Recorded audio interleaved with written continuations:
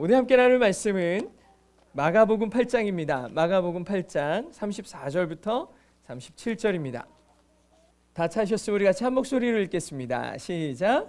무리와 제자들을 불러 이르시되 누구든지 나를 따라오려거든 자기를 부인하고 자기 십자가를 지고 나를 따를 것이니라.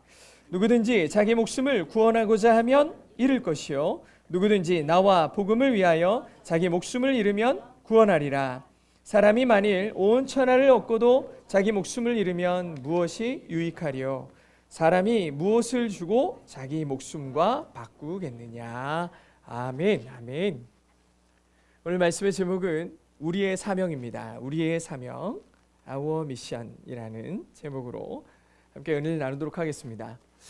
동행교회가 이곳에서 처음으로 예배를 드린 지 오늘로 6년입니다. 4월 마지막 주, 2018년도에 4월 마지막 주에 첫 예배를 드리고 교회가 시작이 됐는데, 그래서 매년 4월 마지막 주를 창립주일로 정하고 오늘이 2024년 4월의 마지막 주일입니다. 6년째입니다. 참 감격스러운 날이죠. 많은 분들이 저에게 어떻게 이런 데다가 개척을 했냐고 물어보세요.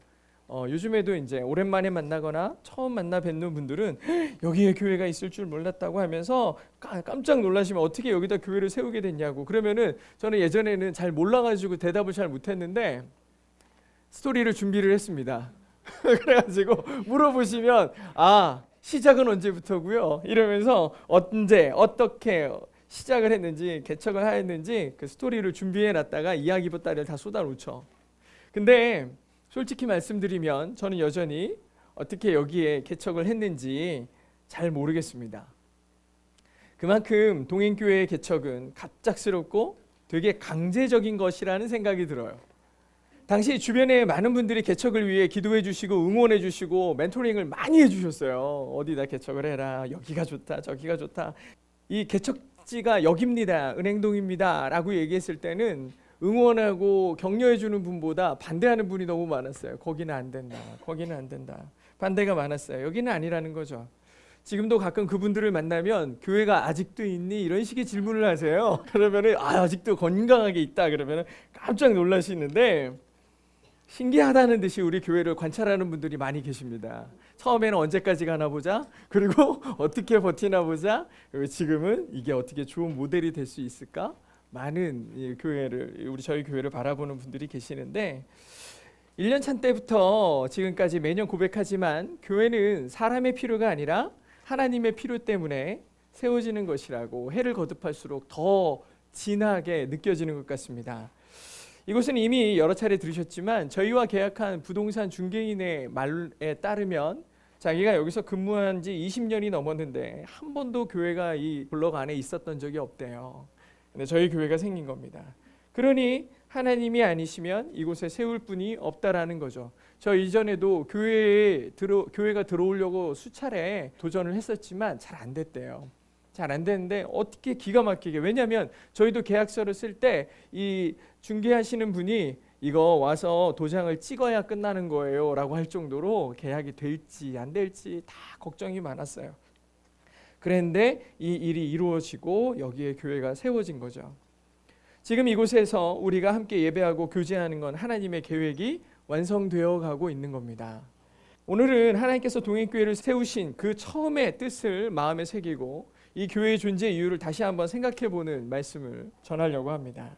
그래서 전 성도가 처음 마음, 저는 회복이라는 것 또 부흥이라는 단어들을 생각해보면 처음 하나님이 조성하시고 시작하게 하셨던 그 마음으로 돌아가는 게 진짜 부흥이고 회복이거든요. 그렇게 처음으로 돌아가 우리가 복음을 전하고 이웃에게 영혼 구원의 사명을 잘 감당하는 사람이 되겠다고 결심을 다시 한번 하게 되는 귀한 시간 되셨으면 좋겠습니다. 오늘 말씀은 개척하고 1년 차 됐을 때 했던 말씀을 다시 한번 생각해 보려고 합니다. 개척하고 1년 차 됐던 2019년 4월 마지막 주에 나눴던 말씀입니다. 이 말씀을 다시 꺼낸 이유를 먼저 말씀드리면 저희가 개척한 지 한 6년 정도 지났습니다. 6년이 지났는데 짧은 시간이 아니죠. 오랜 시간입니다. 또 어떻게 보면 짧은 시간이에요. 10년도 안 됐는데 이러면 짧은 시간인데 그래도 6년이라는 시간이 지나고 나면은 사람의 마음이 간사하다기보다 마음이 쉽게 변하죠. 쉽게 변해서 처음에 그 간절함, 그 열정, 아무것도 없이도 할 수 있다는 그 야성들이 점점 삭제가 되기 시작하고 언젠가부터 현재에 안주하기 시작하고 그냥 처지를 생각하면서 살기 쉽죠. 그래서 이 현재의 어려움의 원인들을 처음에 그 순수한 마음으로 이러한 일들을 시작하기를 바라는 마음보다 내가 지금 이렇게 어려운 것은 교회가 이렇게 크게 부흥이 안 된 이유는 하면서 핑계를 대겠죠. 코로나가 있었잖아. 코로나가 있었잖아. 여기는 원래 지형적으로 전도 같은 게 잘 안 돼. 사람이 별로 안 살아. 나는 해볼 만큼 해봤어. 라면서 자기에게 이렇게 스스로 만족을 누리게 하는, 스스로 위로하게 만드는 충분한 조건들이 많이 있어요. 그래서 2019년도에 했던 이 설교를 잘 살펴보니까 하나님께서 우리 가운데 주셨던 첫 번째 야성, 그 1년을 버텨내고 견뎌내고 지난 다음에 성도들 그때는 진짜 더 조금이었거든요. 거의 몇 명 안 되셨는데 그분들과 함께 힘내자고 막 이러면서 야성을 회복시키고 우리가 주님의 말씀으로 일어섭시다 하면서 그 가졌던 뜨거운 열정의 말씀들을 다시 가지고 와서 우리 성도들과 다시 한번 복음의 야성, 그 믿음을 회복하고 싶은 마음이 들었습니다. 우리 성도들 가운데 개척 처음부터 함께했던 성도들도 있고 이후에 함께한 성도들도 분명히 계시죠. 하지만 우리가 이곳에서 함께 예배하고 있는 것은 시작이 조금 다를 뿐이지 지금은 우리가 같은 길을 걸어가고 있습니다. 이럴 때 가장 중요한 것은 하나된 마음을 갖는 겁니다.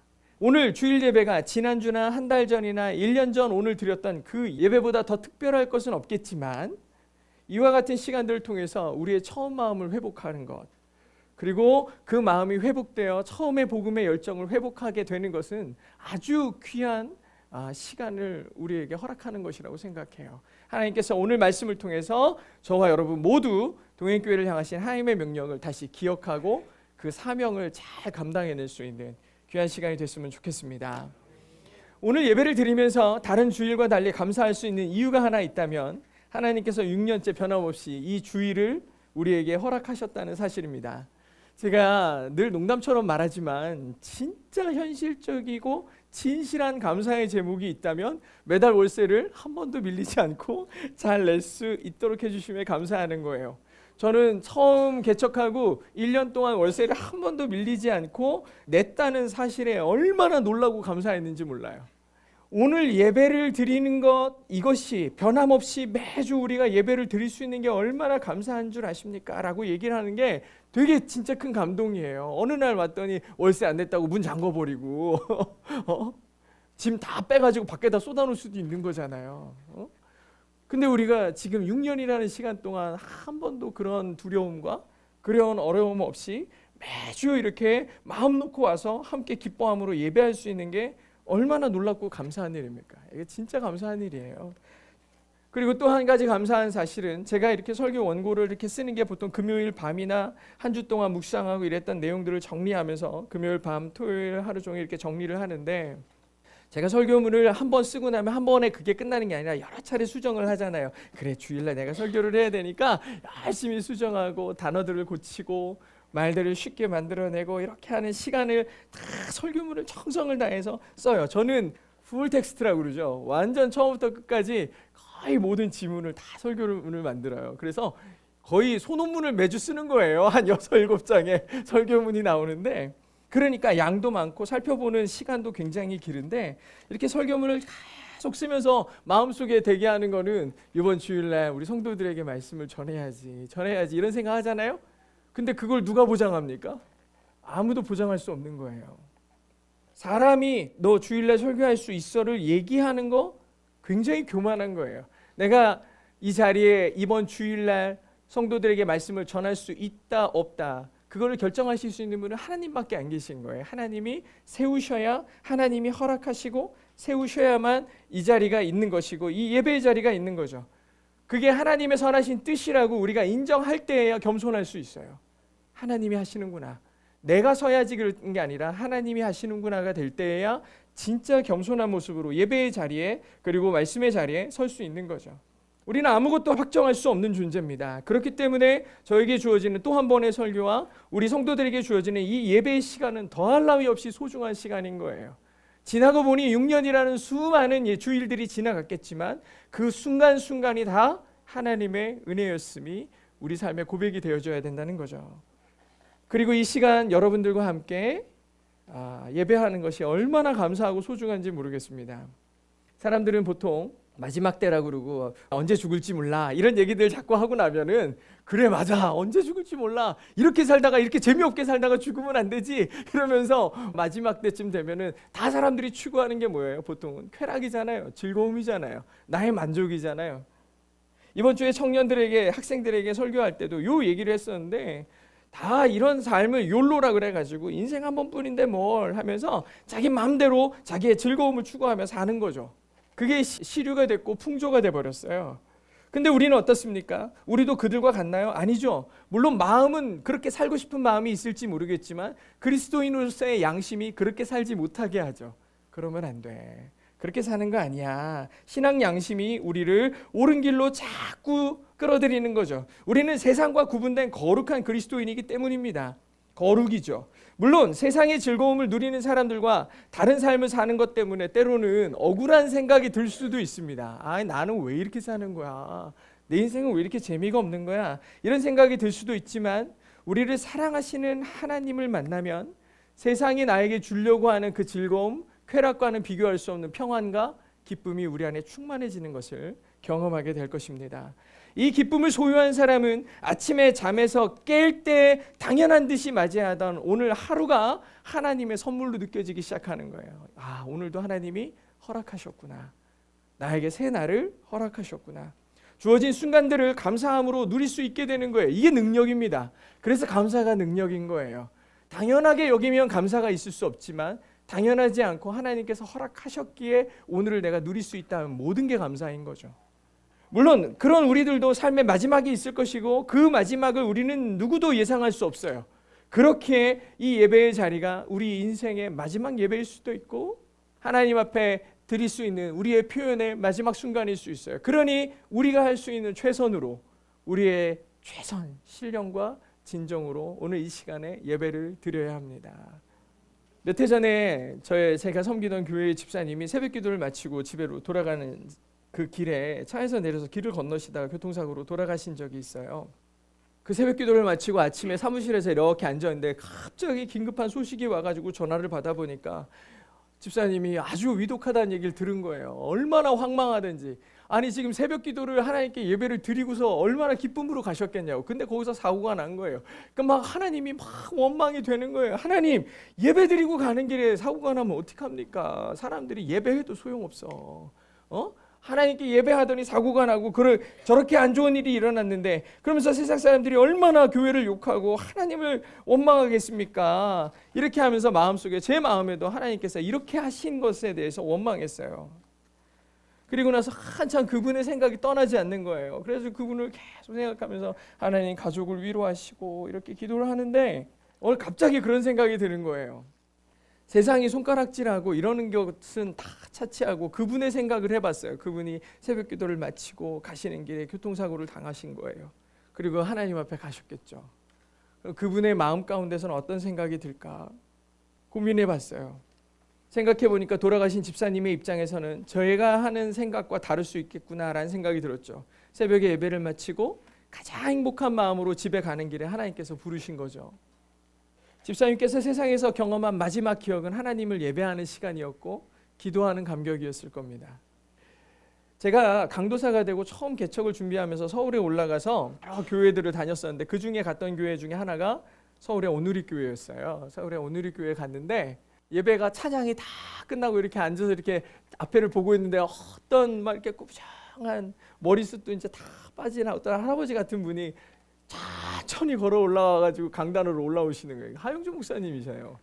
암 수술을 벌써 수차례 하셨기 때문에 힘이 하나도 없고 의자에 앉아가지고 이게 마이크에다 대고서 그냥 말씀을 전하세요. 힘이 원래도 힘 없으신데 말씀을 전하신데도 힘이 하나도 없는 거예요.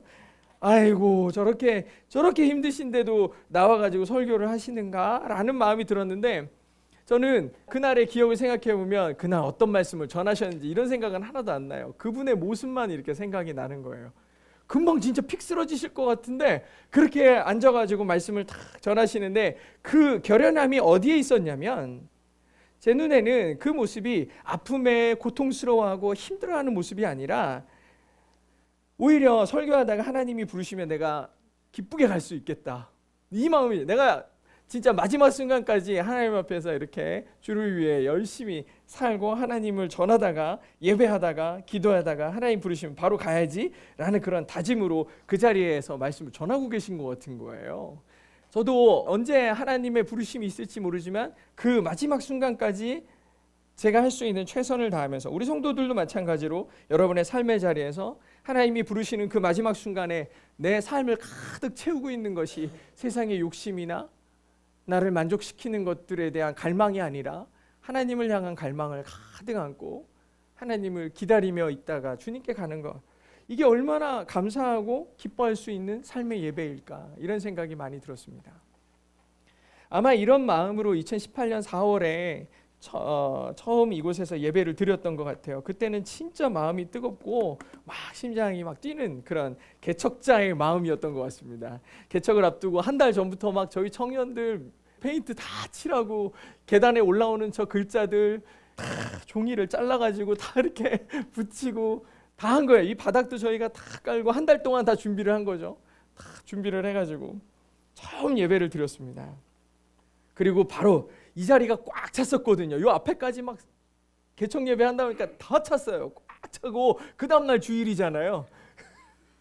주일날 딱 됐는데 5명, 우리 식구 4명.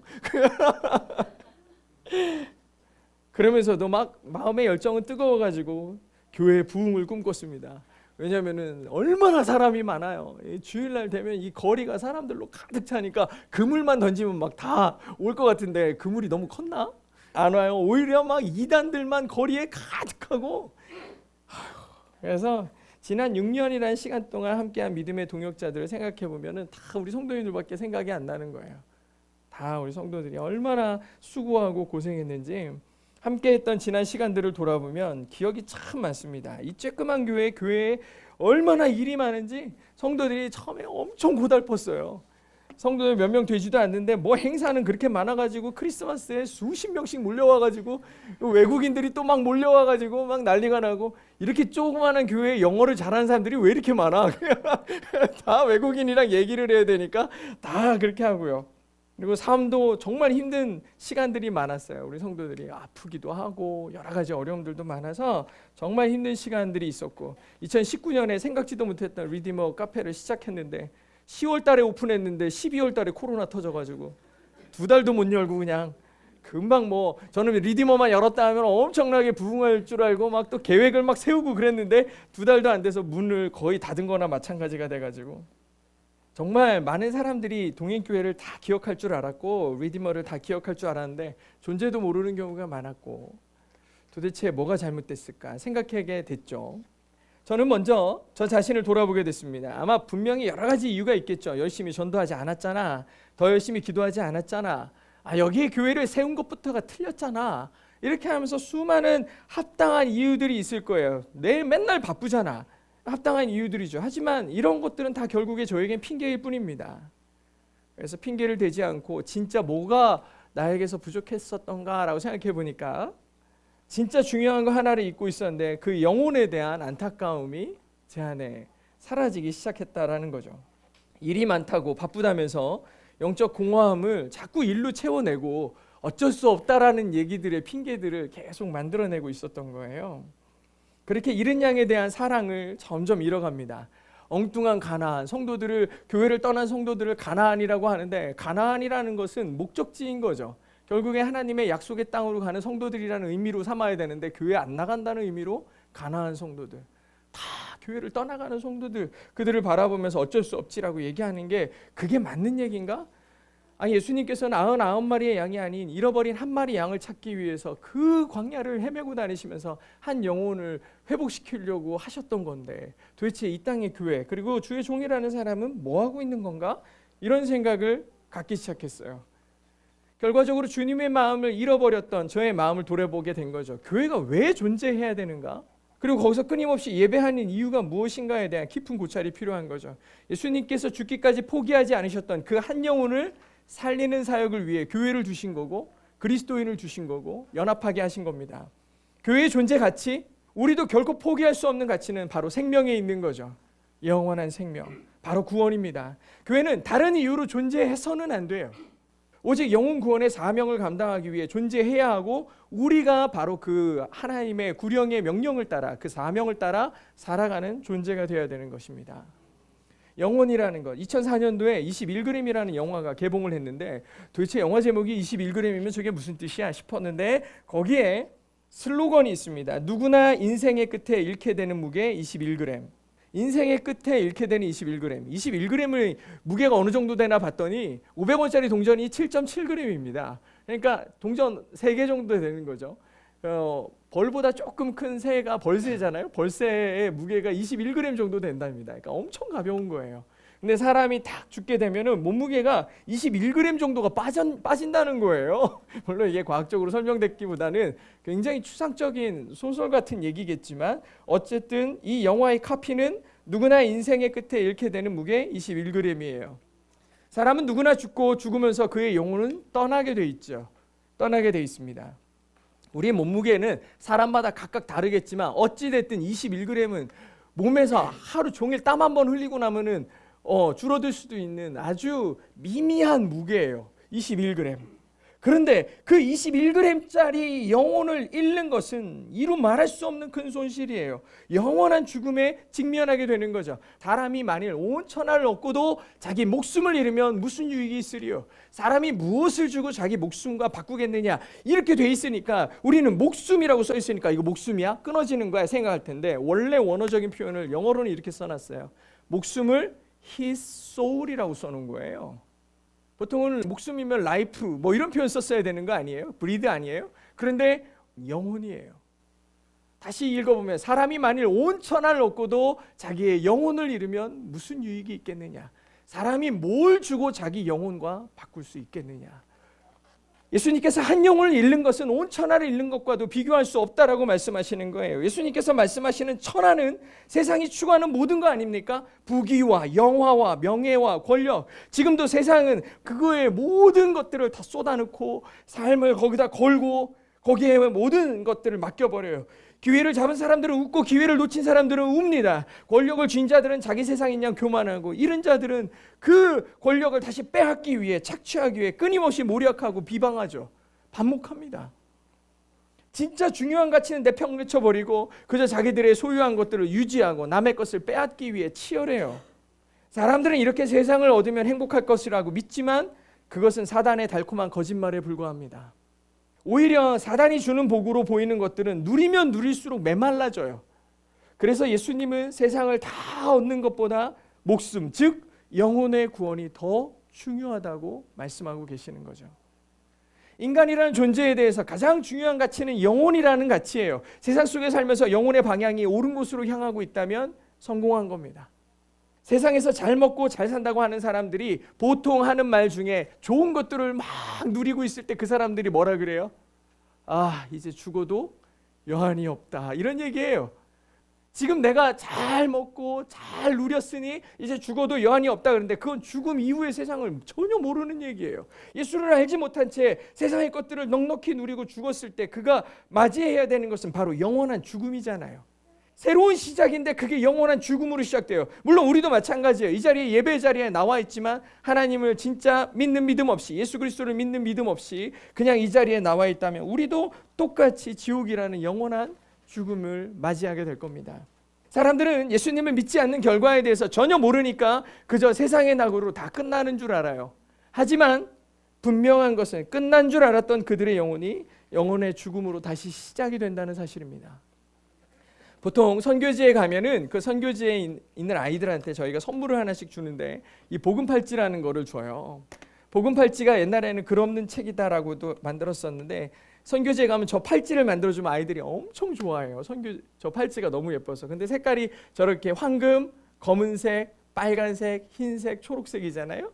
그리고 빨간색에 십자가를 이렇게 달아줍니다. 원래는 십자가를 달기도 하고 안 달기도 하는데 저렇게 만들어주는 거예요. 저걸 만들어주면서 이 복음 팔찌가 의미하는 게 뭔지를 설명해 줍니다.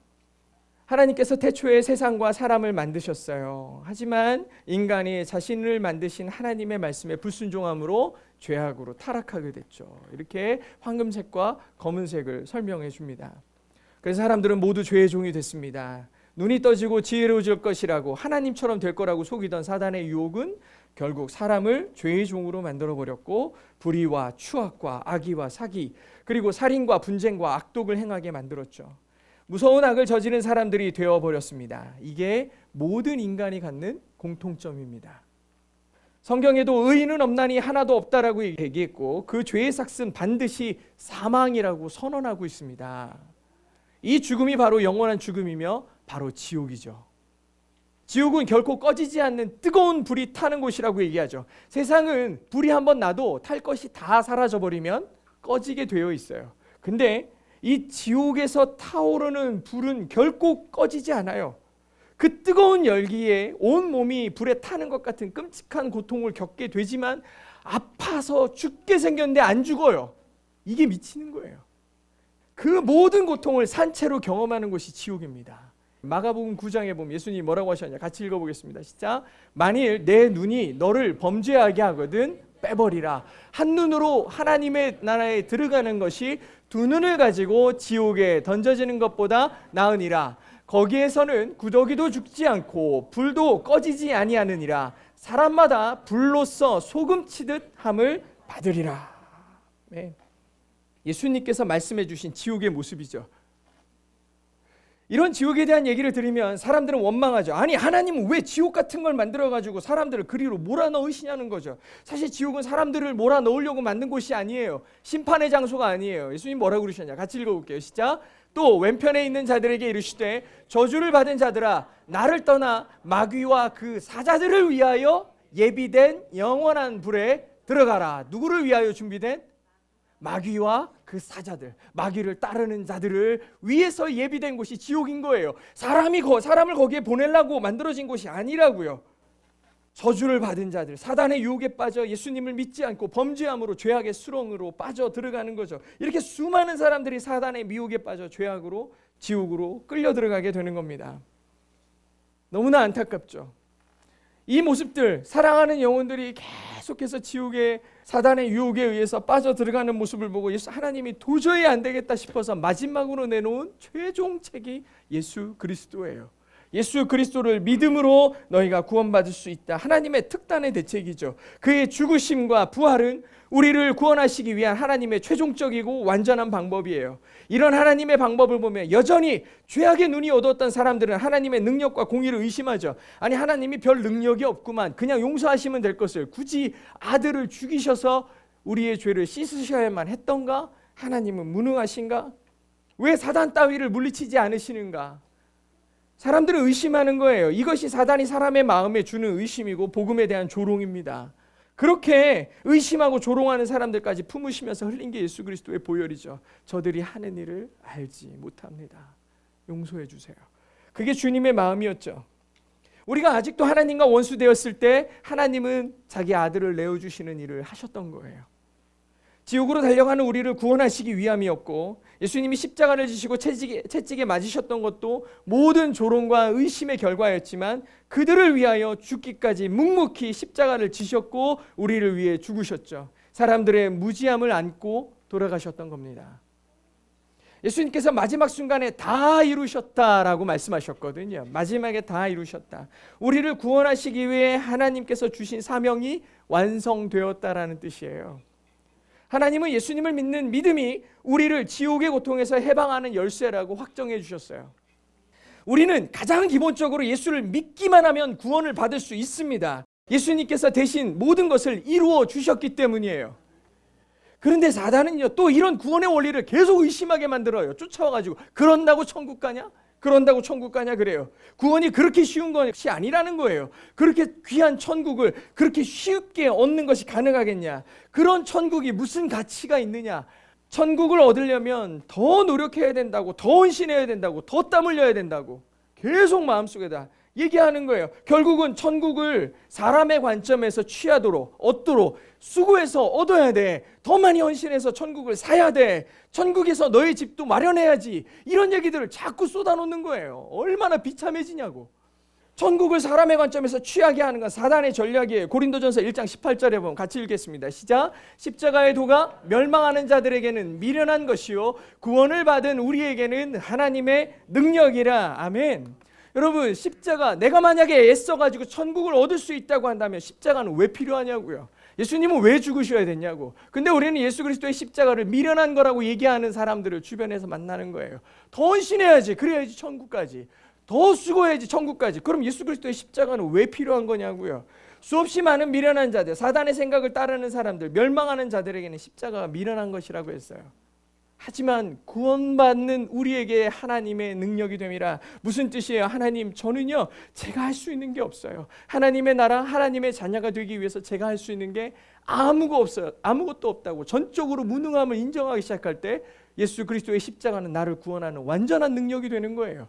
우리가 기본적으로 하나님의 섭리하심과 예수 그리스도의 보혈과 그 십자가가 내 삶의 가장 귀한 것이 되기 위해서는 나의 전적인 무능이 필요한 거예요. 구원을 위해 내가 할 수 있는 게 아무것도 없다라는 진리가 필요해요. 이 진리를 사람들에게 말해줘요. 십자가가 능력입니다. 그리스도의 보혈이 당신을 구원했습니다라고 얘기를 하면, 아 그래요, 알았어요. 언젠가 한번 교회 갈게요. 언제 한번 예수님 믿을게요. 근데요, 복음을 미룰 수 없습니다. 복음은 미룰 수 있는 성격이 아니에요. 오늘 말씀의 시작에서 말한 것처럼 사람의 생은 언제 끝날지 아무도 몰라요. 아무도 모릅니다. 지금 이 순간이 마지막일 수 있어요. 따라서 그 마지막이 오기 전에 최우선으로 해결해야 될 문제가 영혼 구원의 문제예요. 미련하게도 사람들은 죽기 전에는 믿을 거라고 말하는데 우리가 언제 죽을지 아무도 장담할 수 없어요. 그게 인생이죠. 제가 임종 예배를 종종 드리러 갑니다. 저는 이제 젊은이들을 사역을 했기 때문에 그분들의 부모님이나 할아버지가 돌아가시게 되는 그 직전에 목사님 한번 와서 우리 할아버지 기도해달라고 그렇게 해서 간 적이 많이 있어요. 여러 번 있는데 한 번은 갔는데 저는 정말 그런 피부를 만져본 적이 없는 것 같아요. 피부가 다 굳었어요. 핏기가 하나도 없어요. 그런데 손을 꽉 잡고서 기도를 하는데 제가 늘 말씀드리지만 제가 진짜 이렇게 공감이 잘 안 되는 사람이에요. 그분이 거의 의식이 없고 간간히 물을 입술에 발라드리는 거예요. 이게 너무 막 종이장 얇은 종이처럼 다 이렇게 말라버리니까 계속 이렇게 입술에다가 이렇게 물을 발라주시더라고요. 그렇게 하고 있는데 거의 이미 어르신이 의식이 없었어요. 가족들의 유일한 소망이 뭐냐? 할아버지의 의식이 잠깐만이라도 돌아와서 복음을 듣고 믿음으로 고백하고 천국에 가시기를 소망하는 거였어요. 정말 이분이 잠깐이라도 의식이 돌아오면 좋겠다. 저도 막 기도를 하고 있는데 몸이 점점 굳는 게 느껴져요. 손도 이렇게 경직이 되고 있고 약간 간헐적으로 이렇게 몸이 떨려요. 탁 이렇게 떨리는 게 느껴지는 거야. 막 너무 막 안타까운 거야. 이분이 너무 안타까워. 왜냐면은 지금 바로 눈앞에 인생의 마지막이 있는데 정말 예수님을 믿지 않고 돌아가시면 어떡하지? 이 영혼이 맞닥뜨릴 지옥의 고통이 얼마나 클까? 갑자기 이 생각이 막 드는 거예요. 너무 막 마음이 불쌍해지는 거예요. 이분이 막 마음에 깊은 탄식이 있는 거예요. 지금 이 순간 죽음의 문턱을 넘어서는 순간 이루 말할 수 없는 영원한 고통이 시작될 텐데 어떡하지? 막 손을 붙들고 기도를 하고 막 이러고 있었어요. 병원 관계자분들도 이제 거의 끝난 것 같다고 준비하셔야 된다고 이렇게 말하고 있는데 한 30분쯤 지났는데 손에 이렇게 땀이 나는 거예요. 손이 땀이 나는데 제 손에서 땀이 나는 줄 알았는데 그 할아버지의 손에서 땀이 나는 거예요. 그래가지고 깜짝 놀랐어요. 그리고 그러니까 이 손이 빨갛게 다시 이렇게 이제 혈기가 돌아오고 이제 생기가 돌아오기 시작하면서 말씀을 하시더라고요. 그래서 아까 전에 그 제가 지금까지 이렇게 오랫동안 했던 그 설교를 순식간에 요약 정리해가지고 막 말씀드리고 제가 할아버지 제가 말씀드린 걸 믿으세요? 그런 게 있어요. 원래 임종 예배 때 죽음의 위기에 계시지만 예수님을 믿지 않는 분들에게 항상 이렇게 드리는 말씀이 있어요. 예수 그리스도를 나의 구원자로 믿으세요. 막 이런 얘기 있어요. 그런 얘기를 막 해줬어요. 아직 의식이 완전히 막 이렇게 돌아온 건 아니지만 희미하게 눈을 뜨고 믿습니다. 이렇게 하시고 어쨌든 그때 이렇게 말씀을 드리고 복음을 전했던 그 기억이 나요. 우리 인생은 언제일지 몰라요. 늘 그러셨대요. 내가 다음에 갈게. 너희들 따라 교회 갈게. 늘 그러셨지만 한 번을 못 오신 거예요. 어쩌면 우리가 사랑하고 함께하는 사람들의 삶의 끝에 우리가 지금 전하지 않으면 그들이 맞닥뜨릴 영원한 죽음, 지옥일 수 있다라는 거죠. 어느 순간에 무슨 일이 일어날지 모른다. 만약 우리가 예수님을 그분에게 전하지 않는다면 그리고 그 복음을 듣지 않음으로 예수님을 믿지 않는다면 말이죠. 심지어 지금 이 순간 주일 아침에 교회에 나와 있지만 믿음 없이 형식적으로 자리만 차지하고 있는 사람이 있을지도 몰라요. 사랑하는 우리 동행의 성도 여러분, 우리는 견딜 수 없는 복음의 사명으로 먼저 우리를 변화시키시고 세상을 향해 나가야 될 것입니다. 그게 복음적 교회 그리고 선교적 교회의 본질이죠. 저희는 처음에 이 교회를 세우고 나고서 주는 이 도시의 주라는 엄청 큰 슬로건을 세워놨었어요.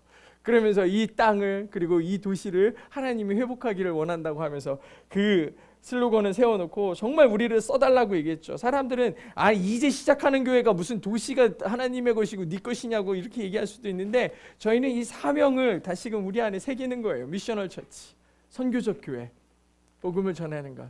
그것이 꼭 길거리에 나가가지고 예수 믿으세요를 외치는 건 아니지만 예수 그리스도를 믿는 사람들이 함께 연합하는 플랫폼을 만드는 걸 수도 있고 이곳에 교회가 있다고 외치는 걸 수도 있고 정말 아무것도 아닐 수 있지만 길거리에 저렇게 계속 찬양의 소리가 나가도록 하는 것도 사명일 수 있어요.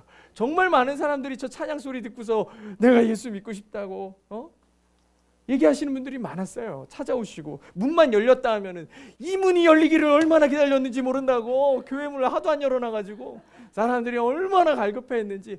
교회는 또 어디 있냐고 하도 물어봐가지고 여기 현수막 지난주에 달았잖아요. 한 3년을 교회 현수막을 안 달아놔가지고 교회가 어디 있는지를 몰라. 참 희한한 교회죠. 미셔널 처치입니다. 우리는 지난 6년 동안 하나님의 기적을 경험한 사람들입니다. 하나도 기적 같은 일이 아닌 적이 없어요. 누구도 이 교회의 가능성을 말하지 않았습니다. 많은 분들이 교회와 저와 여러분들을 불쌍히 여겼어요. 얼마나 갈까? 고생만 엄청 하다 사라지지 않을까 의심했죠. 하지만 우리의 소망은 하나님께 있습니다. 우리는 사람들의 가능성이 아니라 하나님의 가능성이어야 합니다. 그래야 돼요. 이것이 우리가 교회의 본질을 잃어서도 안 되고 우리의 사명을 잊어서도 안 되는 이유입니다. 지금 이곳에서 정말 얼마 안 되는 우리 성도들이죠. 우리는 6년 동안 겨우 이것뿐인가라고 실망할 수 있어요. 6년이라는 시간 동안 많은 사람들이 교회를 오고 싶었을 수도 있겠다라는 생각은 들지만 사람들이 그렇게 얘기했죠. 아니 보이는 게 볼품 없는데 뭘. 보이는 걸로 계속 측량하잖아요. 어떤 교회는 1년도 안 돼가지고 수백 명의 교회로 성장하고 많은 사람들이 그 아주 인기 있는 유명한 목사님도 계시고 어떤 교회는 아주 겉모습이 아주 의리의리하고 엄청 크고 그런 교회 다니지 않는다고 내가 이 교회 가려고 그러는데 그런 교회 가지 말고 크고 유명한 교회 좋은 목사님 있는 교회로 가라라고 사람들이 우리 교회를 향한 발걸음을 조롱할 수도 있어요. 근데 그 모든 조롱과 모든 이런 것들을 다 뚫고 오신 분들이잖아요. 다 오신 거잖아요. 지금 이렇게 견딜 수 있는 건 우리의 가능성이 아니잖아요. 진짜 하나님이 하신 거니까 우리는 아무것도 우리를 자랑하지 않아야 되는 거죠. 분명히 우리를 사용하시기 위해 부르신 거고 지난 시간들을 견딘 우리를 정말 가치 있게 사용하시고 싶어서 교회 되게 하신 것 같습니다. 폭발적인 부흥의 강력한 엔진으로 이 도시를 복음화시키고 주님의 곳으로 만드는 동력으로 쓰실 줄 믿습니다.